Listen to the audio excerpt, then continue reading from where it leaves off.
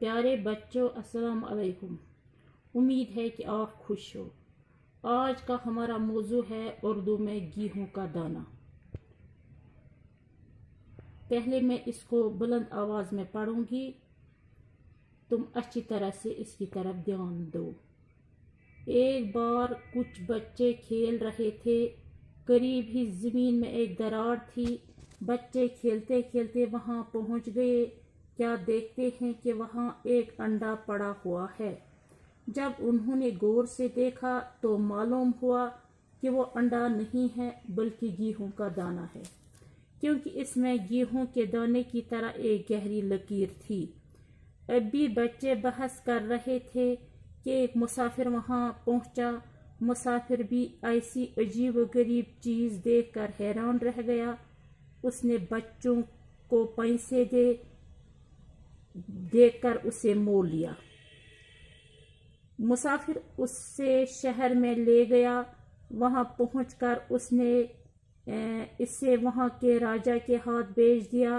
राजा ने फौरन अपने अक्लमंद दरबारियों को बुलाया और ये गेहूं नुमा अंडा दिखाकर कहा, बताइए ये क्या है, गेहूं का दाना है या मुर्गी का अंडा।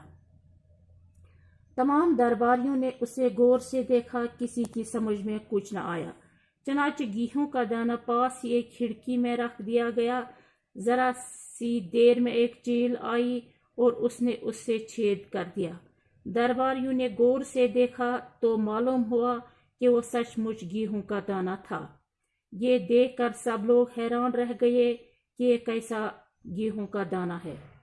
राजा ने कहा, मालूम करना चाहिए कि इतना बड़ा गेहूं कहाँ पैदा होता है। किसी बूढ़े किसान को दरबार में हाजिर करो। सिपाहियों ने एक बूढ़े किसान को दरबार में हाजिर किया। वो 2 लाठियों के सहारे चलता था। उसके बाल सफेद थे। उसके मुंह में एक दांत भी न था और उसको बहुत कम सुनाई देता था। राजा ने गेहूं का दाना उसके हाथ में रखा। बूढ़ी ने उसे उलट पलट कर देखा और उंगलियों में छूकर अंदाजा लगाया कि ये क्या चीज है। थोड़ी देर तो वो चुप रहा, फिर बोला, सरकार, मैंने कभी ऐसा गेहूं न बोया है और न देखा है, लेकिन मेरे वालिद शायद इस गेहूं के बारे में कुछ बता सके। इस पर राजा ने हुक्म दिया कि इस किसान के बाप को दरबार में हाजिर किया जाए। ये किसान बहुत ही बूढ़ा था। वो एक लाठी के सहारे चलता था और उसकी एक आंख अभी काम करती थी। राजा ने गेहूं का दाना उसके हाथ पर रखा और पूछा, बड़े मियाँ, क्या आपने इतना बड़ा गेहूं देखा है? प्यारे बच्चों, आप किताब की तरफ देखो। ये बूढ़ा किसान भी कुछ बहरा था, लेकिन अपने लड़के जैसा न था। इसने कहा, सरकार, मैंने आज तक कभी इतना बड़ा गेहूं न बोया है न देखा है और कभी मोल भी न लिया, क्योंकि हमारे ज़माने में मोल लेने का रिवाज ही न था। मैं अपने खेतों में इतना उगाते थे कि मोल लेने का सवाल ही पैदा न होता था। उन दिनों रुपया पैसा भी न था। हमारा गेहूं आज के गेहूं से बड़ा न था। मैंने अपने वालिद की ज़बानी इतने बड़े गेहूं का जिक्र तो सुना है। उनके ज़माने में ऐसा गेहूं होता था। आप इनसे दरियाफ्त कर लें। अब इस बूढ़े किसान को भी हाजिर किया गया। वो दरबार में जवानों की तरह बगैर किसी सहारे के चलता हुआ आया। इसके हाथ पांव मजबूत थे। इसकी आंखों में चमक थी और वो बहरा भी न था। राजा ने गेहूं का दाना इसके हाथ में दिया। इसने जैसे ही इस गेहूं के हाथ में लिया तो मारे खुशी के उछल पड़ा और बोला, ये तो मेरे जमाने का गेहूं है। प्यारे बच्चों, किताब की तरफ देखो और उंगली साथ साथ रखो। राजा ने पूछा, बड़े दादा, क्या आप बता सकते हैं कि ऐसा गेहूं कब और कैसा पैदा होता था? किसान बोला, महाराज, मेरे जमाने में ऐसा गेहूं हर जगह मिलता है और बोया जाता था। मैंने अपनी जवानी में ऐसा गेहूं बोया भी है और खाया भी है। राजा ने पूछा, बड़े दादा, क्या ऐसा गेहूं बाजार में बिकता था? किसान ने जवाब दिया, सरकार, हमारे जमाने में कोई भी अनाज बेचने का गुनाह न करता था। हम में से कोई भी पैसे का नाम न जानता था। हर एक के पास अपनी जरूरत के मुताबिक गेहूं होता था।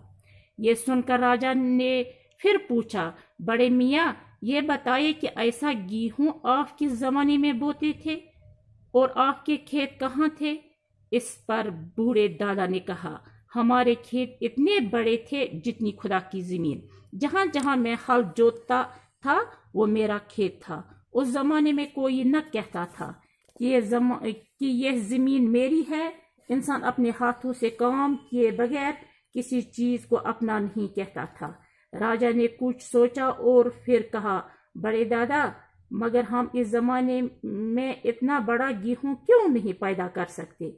दूसरे ये कि आपका पोता तो वो 2 लाठियों का सहारा लेता हुआ आया, लेकिन आप बगैर किसी सहारे के चलते हैं और आपकी सेहत इतनी अच्छी है। बूढ़ा किसान बोला, सरकार, इतना बड़ा गेहूं अब नहीं उगता। वजह यह है कि आज का इंसान अपनी कमाई पर मुतमईन नहीं, बल्कि अपने पड़ोसी की दौलत की तरफ ललचाई हुई नजर से देखता है। उस वक्त हर इंसान खुदा पर ईमान रखता था और अपनी मेहनत पर भरोसा करता था, इसीलिए इसका बोया हुआ गेहूं इतना बड़ा था और इसकी सेहत भी अच्छी थी। प्यारे बच्चे, गेहूं का दाना लिखा लियो टॉलस्टॉय ने। किसी वक्त इम्तिहान में आता है कि गेहूं का दाना किसने लिखा। आप न भूल जाए कि ये वहां इस तरह लिखो। अगर इम्तिहान में आएगा गेहूं का दाना किसने लिखा, आप लिखो गेहूं का दाना लियो टॉलस्टॉय ने लिखा है। अब इसमें कुछ नए अल्फाज आए। इसमें एक तो दरियाफ्त करना, मालूम करना, मुतमईन होना, इत्मीनान रखना, हाजिर मौजूद, सामने, रिवाज को तरीका। अब मैं इसका माने बताऊंगी। एक बार कुछ बच्चे खेल रहे थे। एक दो के शुर गिंदा, करीब है जमीन में एक दरार थी, तो जमीन गुमस त्रड़। बच्चे खेलते खेलते वहां पहुंच गए।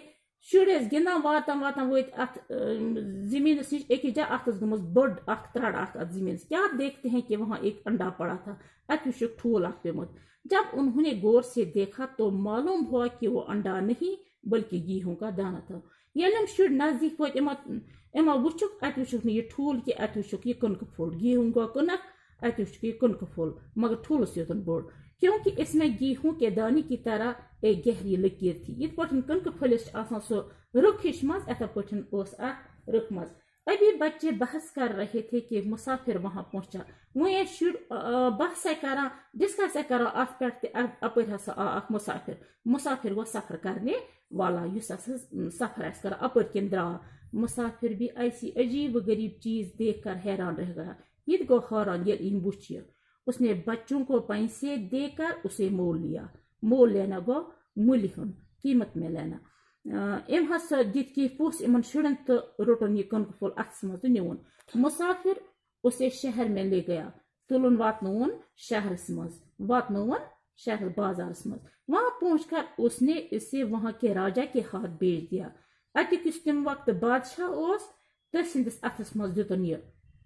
राजा ने फौरन अपने अक्लमंद दरबारियों को बुलाया और ये गेहूं नुमा अंडा दिखाकर कहा, ये बादशाह इम हसा ओन पन दरबार, इम हसा ओन पन आज वन मनिश पन ओन सारी बुलाइए तो होनक ये कनक फूल। बताइए ये क्या है, गेहूं का दाना है या मुर्गी का अंडा? दोनों तुम में ये कनक फूल किन ये ककड़ी ठूल।